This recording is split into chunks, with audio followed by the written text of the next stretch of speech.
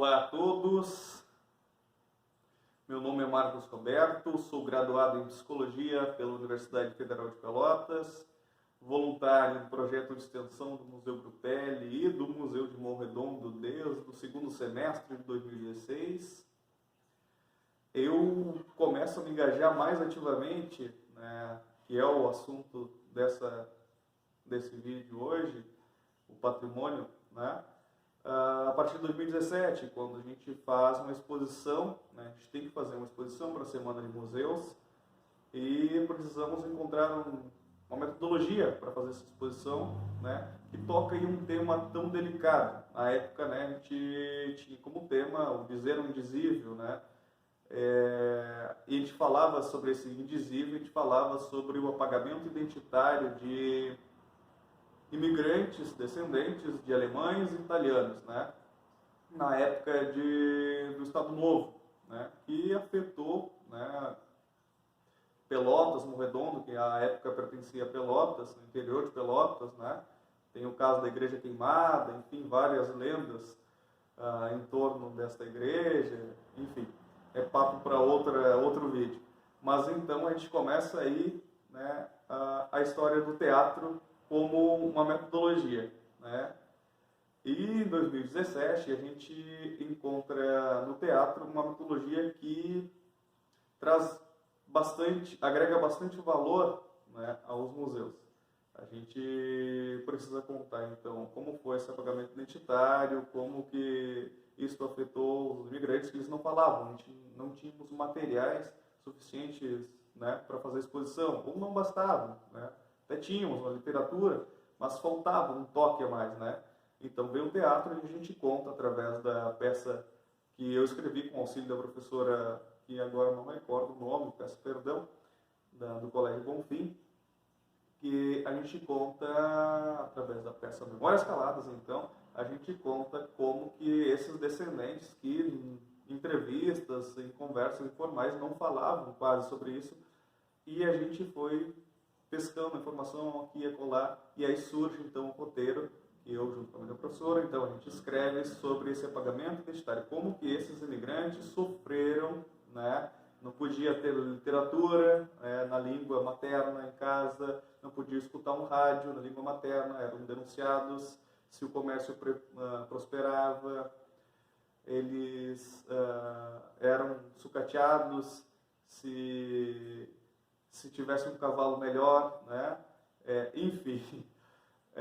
Então aí surge o teatro e os atores principais que contam as histórias, né, são os netos e bisnetos desses imigrantes, né?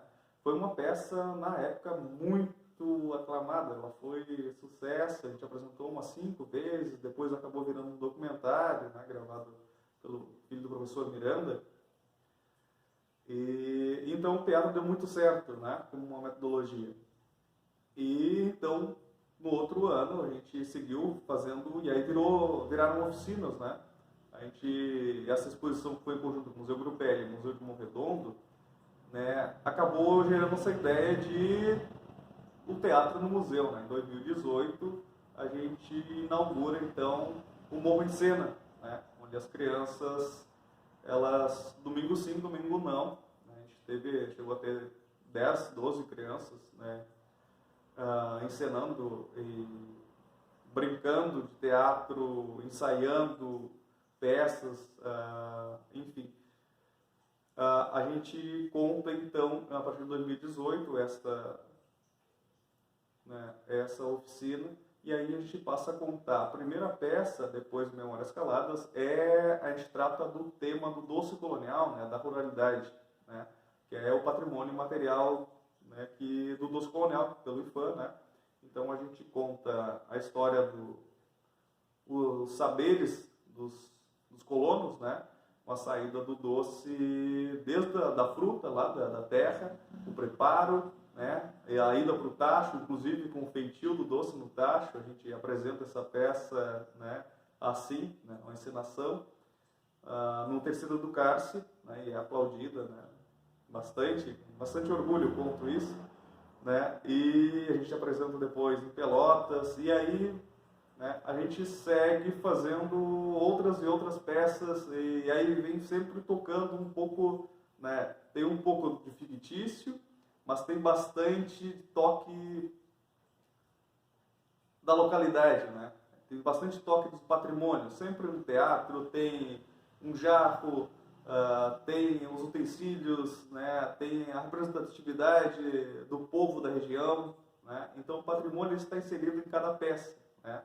E, né, antes da pandemia estávamos gravando um curta-metragem, né? Que já era um pouco galgando um passo acima, né? A gente estava gravando um curta-metragem Pela Luz dos Teus Olhos. E aí, novamente, conta com utensílios do Museu de Morredondo, né? Parceiros do Museu do Grupelli, né? Os colegas extensionistas, o professor Diego, inclusive atuando, né? E a parceria também da grande produtora aqui de Pelotas, o Fio da Navalha. O Flavinho agora foi merecidamente, ele e a equipe ganharam vários prêmios aí, então se não fosse a pandemia, a gente já estávamos aí com um curta-metragem belíssimo, não é querer gabar, mas está belíssimo porque não é feito por uma mão só, não, pelas minhas mãos, mas feito por uma equipe incrível, que eu gosto muito, né, e tem feito maravilhas. Então tá, enfim, a gente conta então, novamente, com o patrimônio dentro das peças, né? As crianças estão encenando, um roteiro escrito por mim, dirigido pelo Flávio, toda a Luísa, a equipe, atuando, tem os idosos, então tem o patrimônio material aí, tem inclusive o patrimônio material, tem o bule, tem uma pá, uma enxada, tem um banco, tem o patrimônio material e junto, e neste contexto a gente vai criando, né, essa mescla do povo no museu, o teatro que extrapola as quatro paredes, que não fica só lá no Museu de Morredondo, ele vai lá para o Museu Grupelli, encontra voluntários ao redor e vai trazendo essas pessoas, né, e elas saem daquelas quatro paredes, das quatro linhas ali. E a graça de tudo isso é fazer arte, né? É fazer, o patrimônio está ali, não está estático. E a arte não está estática, né? E, bueno, se não fosse, como disse, se não fosse a pandemia, vocês teriam aí já um curta-metragem contando, então, o roteiro. Basicamente, vou dar um pitaco, ele conta a história de um senhor que vai no Museu de Morredondo e toda vez que ele vai lá, ele rememora alguns episódios de sua vida, né? E então aquele espaço do museu é terapêutico. Isso é baseado numa história real, né? E aí quando ele volta, ele acaba encontrando uma menininha cega, né? Protagonizada pela grande Luísa, uma ativa participante, né? A Milena, todas as meninas grandes atrizes que a gente tem criado aí, e quem sabe globais, ou, enfim, né? E elas têm sido marcantes como reprodutoras também do patrimônio Morredondo, né? Elas, antes da gente fechar, né, na pausa, elas levavam, né, os turistas para conhecer os objetos, falavam das peças, né? E basicamente, então, a graça de tudo isso é, eu como agora psicólogo, eu levo o patrimônio junto de cada peça. Eu tenho gosto em fazer isso, né? Eu sou formado também em turismo, e essa mescla de turismo, psicologia, o teatro tem dado muito certo, né? E é uma coisa que eu estou especializando, por exemplo, agora, em psicologia infantil, outra área que eu estou levando.